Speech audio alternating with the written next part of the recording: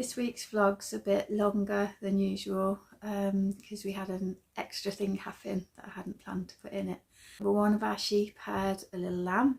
She's beautiful, little ewe, and her name is Lavender Edwina. She was born a few nights ago, late in the night in the hedgerow. She's really strong and bouncy and lovely and really well. We hadn't planned to have lambs here this year. The farm next door had put a ram in the field right next to the sheep, and one of them had got out more rag. And it's quite magical because we couldn't find any place that she got through. There was no holes in the fence, there was nowhere that we could see that she could get under, but she managed to get out. So we brought her back in through the farm gate. She had her little lamb, and that's been really difficult for the first couple of days to feed Morag because we needed to get food to her twice a day, and she was really nervous for me to go near her at first because she's quite a nervous sheep anyway, and so to be able to get close enough to get food down for her wasn't an option. So what we had to do was move her away from the rest of the flock, and I've been putting food drops into the hedgerow where she seems to like it and where the lamb was born. So I've been putting it in there, and for the first 2 days it was really hard to move her towards where I'd left the food. And the reason I had to do that is because the other sheep would have found it really quickly, especially 2 of them would have definitely found it really quickly. So we had to get more rag to the food before the others found it.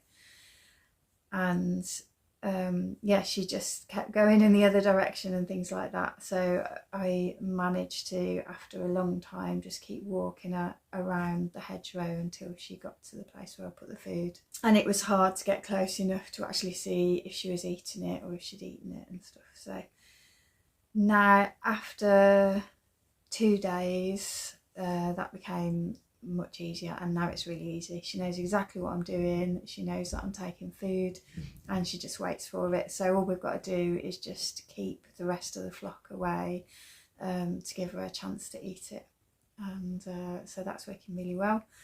But yeah, the video clips in this vlog is from when I was trying to get her, walk her around the hedge and get her to find where I put the food. I've been working with some of Morag's wool this morning. I finished a skein of yarn that I've been working on, which has got lots of mixed wools in it, but I've got a little bit left of Morag's wool in the house. And she's a grey sheep, but she's got these beautiful brown tips on her fleece. It's really unusual. So I've got another grey Shetland in the field, and hers is just grey all over, and hers is a little bit curly. She's got really sweet wool. Morag's is sort of longer and got these beautiful brown tips on it. So it's been washed, and then I've just been teasing it apart just a little bit. Don't have to do much to it. Haven't even carded it or picked it or anything. Haven't put it through the wool picker. So I just pull it apart a little bit and then spin it, and it's so soft. It's beautiful wool. Her little lamb is white, so yeah, we'll see what her wool is like as she gets older.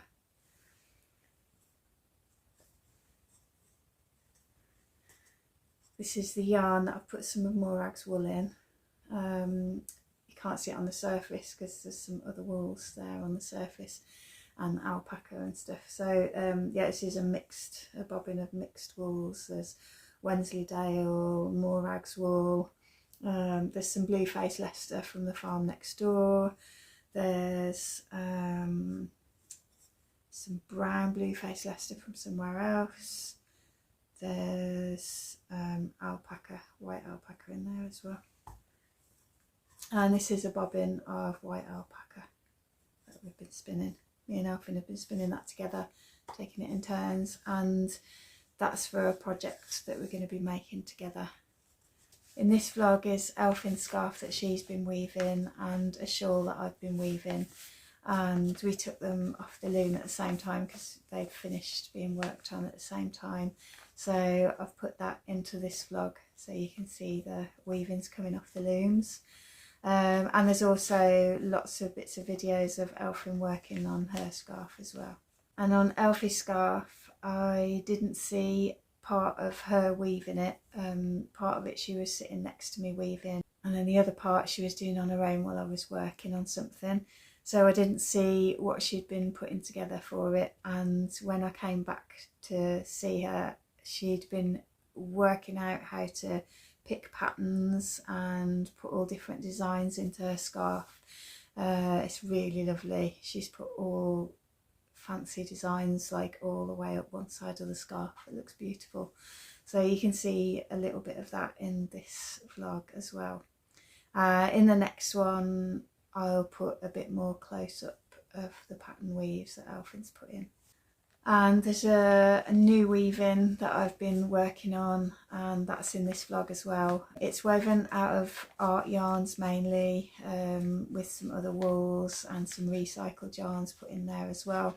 This one's for the exhibition, and I've been doing lots of yarn spinning, ready for weaving, trying to make a big pile of yarns ready for weaving. So I've still got lots of weaving to do for the exhibition.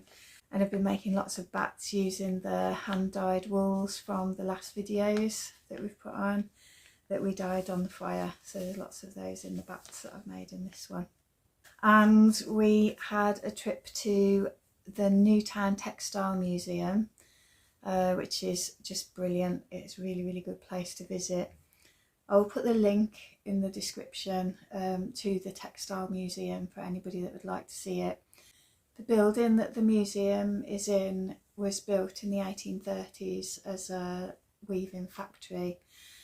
So they set up the whole museum just as, you know, as near as they can to how it would have been, to show what it would have been like for people working there and living there. And it's set in it's like a row of cottages. There is 6 back-to-back, one up one down cottages in a row, really tiny rooms, just one room upstairs, one room downstairs in each cottage, and there were 6 of those back to back. And the upstairs all the way across the tops of the cottages was the weaving workshops. And back when they were a weaving mill, it was at hand weaving. It wasn't the mechanised looms, it was the hand looms that was in this particular workshop when it was a workshop. In the 6 cottages there was 60 people living in those 6 one up one down cottages, so the conditions can't have been too nice. So really tiny, and then there was one toilet in the yard that would have been shared between all of those people and everybody working in the weaving workshop as well, because the weaving workshop also used to employ lots of people that didn't live there. So there was all the people that lived there, that worked there, and then people that used to come to work there as well. In the cottages they've got it set up like as it would have been, something like that when it was lived in. So it's a, you know, it's a living history museum. So they've got it all set out as if it were lived in.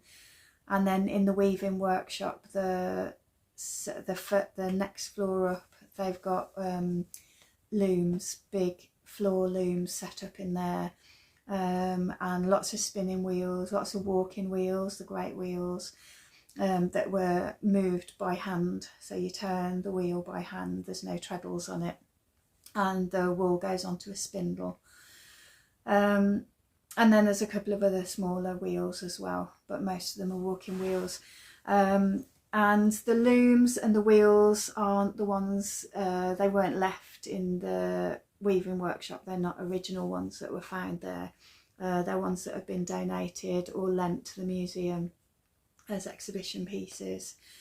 And there's lots of other equipment in there as well on display, and lots of information and stuff like that. It's really interesting.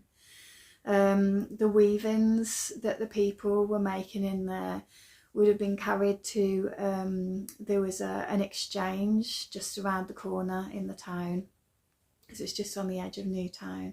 And the people would have carried the cloth, weighed it in bales, and then carried it to the exchange on a Friday, they said. And that's where it would have been sold. And at the moment they've got an exhibition on the top floor of the museum. The exhibition at the moment is about Amelia Ray, who owned a draper's shop in Newtown.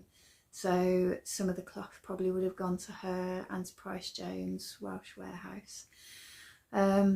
So yeah, there's loads of information about Amelia Ray on the top floor, which is really interesting to see, because there's a Greg's bakery in Newtown, and when that building was being refurbished, one of the builders found boxes full of all the old invoices and letters to Amelia Ray.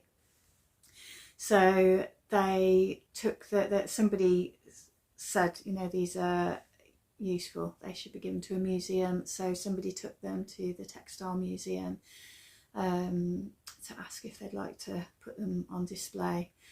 So all of that's on display to see an idea of what her shop would have been like and what things were like then.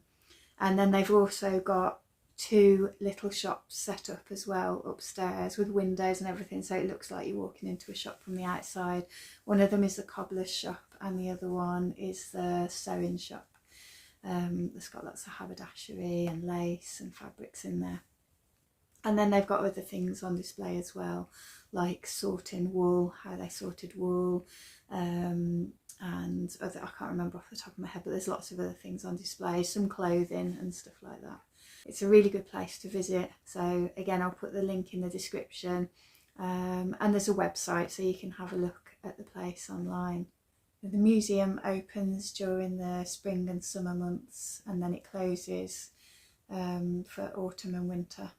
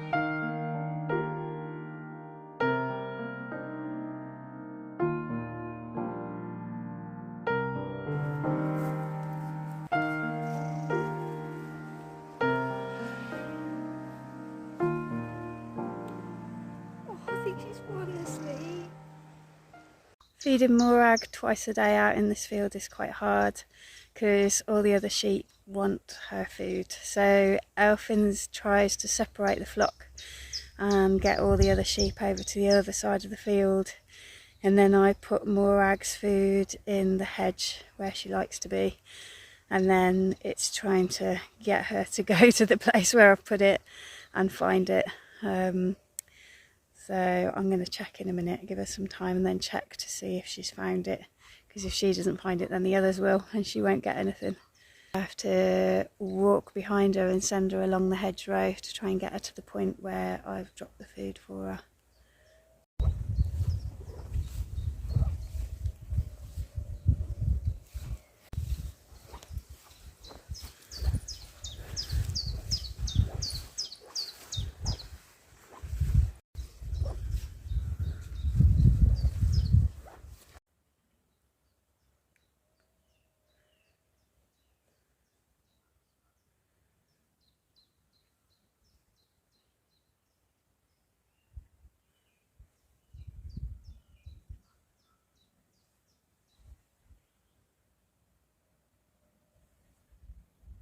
This is half of the field, about maybe a third. It's quite a big field.